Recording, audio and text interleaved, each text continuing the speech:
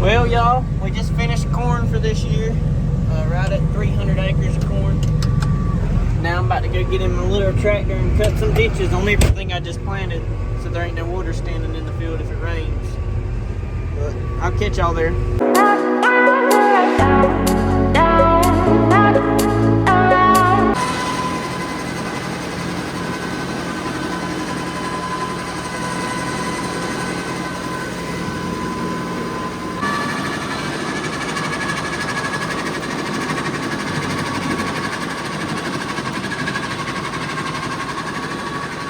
So I've done my good bit of ditching today. I'm gonna take this tractor home. It's got a problem with the front end, and then I'll come back and get the other tractor. What's up, y'all? We finished planting corn. Now I'm doing a little bit of strip tilling for some cotton land. We'll probably start beginning of May. I've got the Field View app running. It's not something that you really use on tillage, but I was just seeing, I installed this harness today on the Trimble setup GPS here. Now if it was a Green Star, if I was running Green Star on this tractor, I'd be able to plug it in right there, but we're not running the Green Star on this tractor or any of the other tractors. We just run it on the sprayer and the combine. But it's really great for sprayer records and yields. I'll definitely be running it on the planter this year. It's kind of just maps, it'll map what I'm planting, my different varieties, and then when I'm harvesting or picking cotton, it'll map the yields.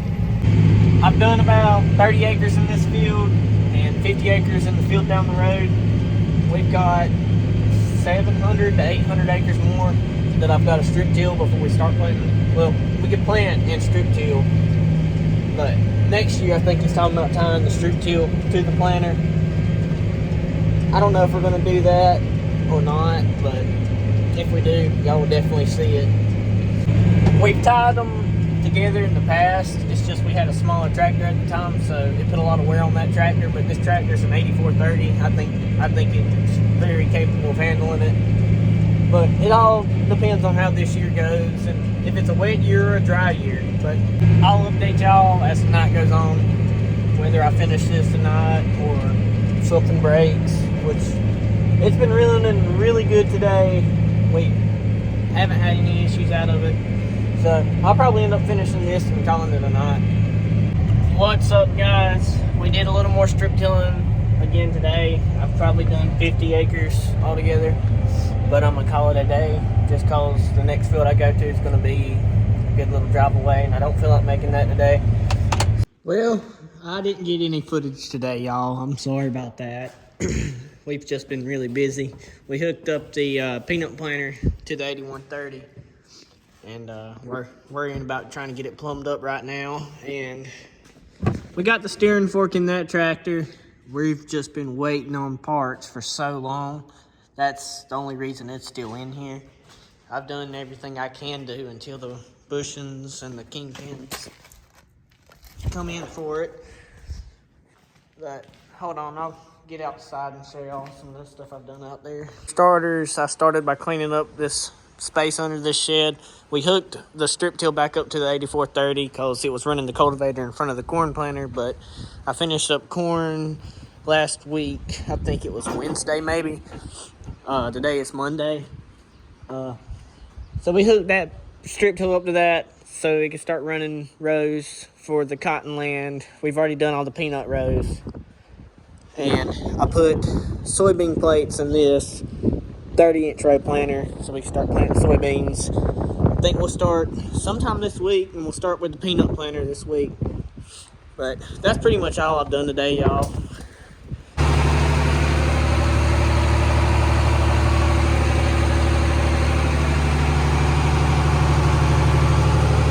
Now we're just charging up the AC system on the 8300. Then we'll put the hood back together.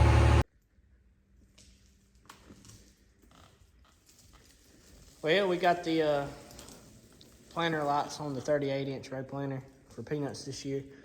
And I put a light bar on the front and 2 lights on the saddle tanks. My buddy Will helped me wire them up. Today we finally started on soybeans. We've been going on for about 2 days now. I didn't get no footage yesterday because we were just so wound up tight, but I finally got some spare time today. I planted 30 acres yesterday at Group 5s. Probably got another 3 days of soybeans left, and then we'll go to the peanut planter next week, Monday.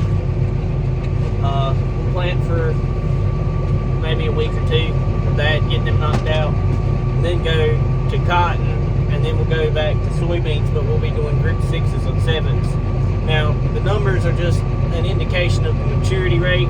So these Group 5s, they'll be ready sooner than the Group 6s and 7s. Just simplify it for you. But I just figured I'd give y'all a little update on this tractor.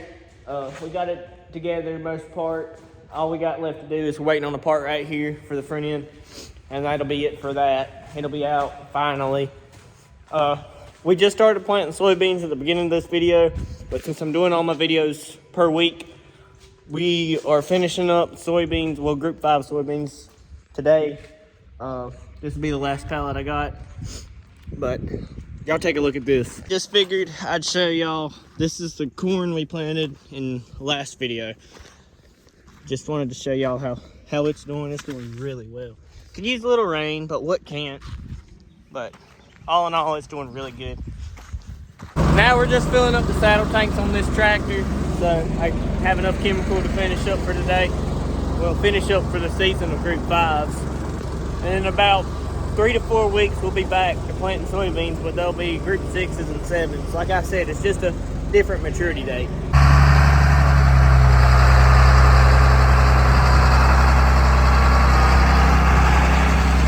This will be the last field of Group 5s right here. But this is going to conclude this week's video, y'all. I appreciate y'all watching. Y'all straight up blew up the other video. I can't thank y'all enough, but I hope y'all have a good one, and I'll see you in the next one.